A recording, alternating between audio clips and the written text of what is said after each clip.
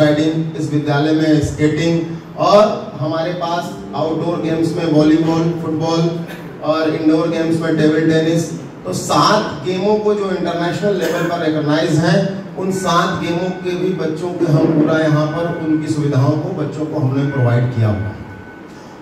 Academic की बात करें तो मैंने अभी बहुत सारे अपने प्रेस के साथियों के साथ मैंने स्कूल भी विजिट कराया। आपने देखा होगा कि पूरी यहाँ की जो क्लासें हैं वो सभी क्लासेस आज इंटीग्रेटेड हैं, ऑडियो विजुअल व्यवस्था के साथ। कहीं भी आपको किसी भी तरीके का कमी नहीं आप पाएंगे, जो इनके पैरामीटर्स में महत्वपूर्ण स्थान रखता है कि आपकी पूरी क्लासेस स्मार्ट क्लास के रूप में होनी चाहिए।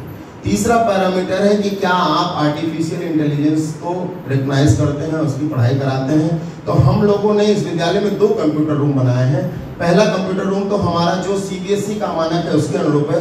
दूसरा रूम हम लोगों ने आर्टिफिशियल इंटेलिजेंस को डेडिकेट करते हुए बनाया है, जिसमें बच्चे जाकर नई तकनीक को, नई जो ये शिक्षा है इसको सीखें और उस पर काम करें। और जैसा कि आप जानते हैं, विगत दिनों हमारे 2 बच्चे इंटरनेशनल लेवल के एआई कंपटीशन के लिए भी सेलेक्ट हुए थे, जिसका जो दुबई में होस्ट हुआ था। और अभी हमारे बच्चे सीबीएसई का जो स्किल एक्सपो हुआ राजस्थान में, वहाँ भी आपके स्कूल के बच्चों ने उत्तर प्रदेश को रिप्रेजेंट किया। उत्तर प्रदेश के पूरे सीबीएसई स्कूलों में प्रथम स्थान हासिल करके इंडिया लेवल का जो राजस्थान में कंपटीशन हुआ उसमें भी बच्चे जाकर पार्टिसिपेट किए। तो मैं ये कह सकता हूँ कि हम निरंतर उत्तरोत्तर आगे बढ़ रहे हैं और एक एक कदम अपने बच्चों को ऊंचाइयों पर ले जाने का प्रयास करें। कितने महीने आपके स्कूल का सर्वे हुआ? सर्वे की तो कहानी बहुत लंबी है। हम पिछले 1 साल से अपने स्कूल का इंस्पेक्शन करा रहे हैं। कम से कम इन 4 बार इंस्पेक्शन में कभी कभी हमारा मनोबल भी टूटा, लेकिन हमारी प्रिंसिपल जीता लेप्चा जी ने अपना धैर्य नहीं खोया और काफ़ी इन्होंने काम किया और बहुत ही मेहनत करके और सारी चीज़ों को, उनके पैरामीटर्स को, जो भी छोटी छोटी कमियां भी थी तो उसको हम लोगों ने पूरा किया। और निश्चित तौर पर एक कठिन समय था, लेकिन हमारी प्रिंसिपल उसमें विजेता के रूप में निकले। तो क्या कहना चाहेंगे कि आपके स्कूल में जो पढ़ने बच्चे वो आगे जाएंगे पढ़ाई करने के लिए, तो पहली प्रायोरिटी उनको मिलेगी?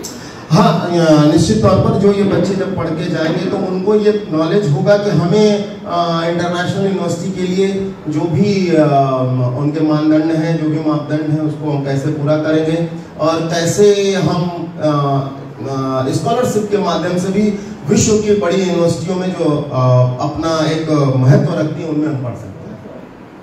कितने भाषाओं में शिक्षा दी जाए? देखिए, हम हमारी मातृभाषा हिंदी है तो हम हिंदी तो हमारे मूल है, और इंग्लिश मीडियम का स्कूल है तो हम इंग्लिश पढ़ाते हैं। और इस विद्यालय में ग्लोबल लैंग्वेज के रूप में हम जापानीज शुरू करना चाहते हैं और हमको पूरा विश्वास है कि हम अप्रैल से इस पर काम करना शुरू कर देंगे। हाँ, देखिए, इस अचीवमेंट को तो आप लोग बताएंगे कि मऊ ने कुछ अचीव किया कि नहीं। मेरा तो सब कुछ इस मऊ के लिए तन समर्पित, मन समर्पित, धन समर्पित। हमने अपने जीवन का, मेरे पिताजी का मूल उद्देश्य रहा कि इस शहर ने मुझे जमीन से आसमान पर बैठाया, तो मैं उसके तिनके का हिसाब दूंगा। और हम लोग, मेरा पूरा परिवार और मेरे प्रिंसिपल्स हैं, और खास करके इस विद्यालय की जो हमारी प्रिंसिपल और टीचर्स हैं, इन लोगों ने अथक प्रयास किया और अथक प्रयास का नतीजा है कि आज हम लखनऊ, नोएडा और दिल्ली के बराबरी में एक विद्यालय यहाँ स्थापित कर पाए हैं और हम संचालित कर पा रहे हैं। और आप विगत दिनों देखा होगा आपने कि सीबीएसई सेक्रेटरी भी इस जनपद में आए थे और इसी विद्यालय की बच्ची को डिस्ट्रिक्ट में प्रथम स्थान आने पर उन्होंने अपने हाथों से एक लैपटॉप गिफ्ट किया था। और आने वाले समय में भी हम चाहते हैं कि इसी तरह हमारे बच्चों का मनोबल बढ़ता रहे और मऊ के बच्चे पूरे विश्व में, जो आज हम सपना देख रहे हैं विश्व गुरु का, हमारे यशस्वी प्रधानमंत्री जी की जो सोच है, हम निश्चित तौर पर हम सब मिलकर उसको पूरा करने का कोशिश करेंगे और इन बच्चों के माध्यम से उसको पूरा कराने का पूरा प्रयत्न करेंगे। आपने सुना होगा कि जब एपीजे अब्दुल कलाम साहब इस देश के राष्ट्रपति थे तो उनसे पूछा गया कि आप अपने देश का भविष्य कहाँ देखते हैं, तो उन्होंने कहा कि किसी भी देश का अगर भविष्य देखना है तो वहाँ के क्लासरूम्स में जाइए। और मुझे ऐसा लगता है कि जब आप सब क्लासरूम्स का विजिट कर रहे होंगे तो आपको ऐसा लग रहा होगा कि अच्छे भारत का निर्माण हो रहा है।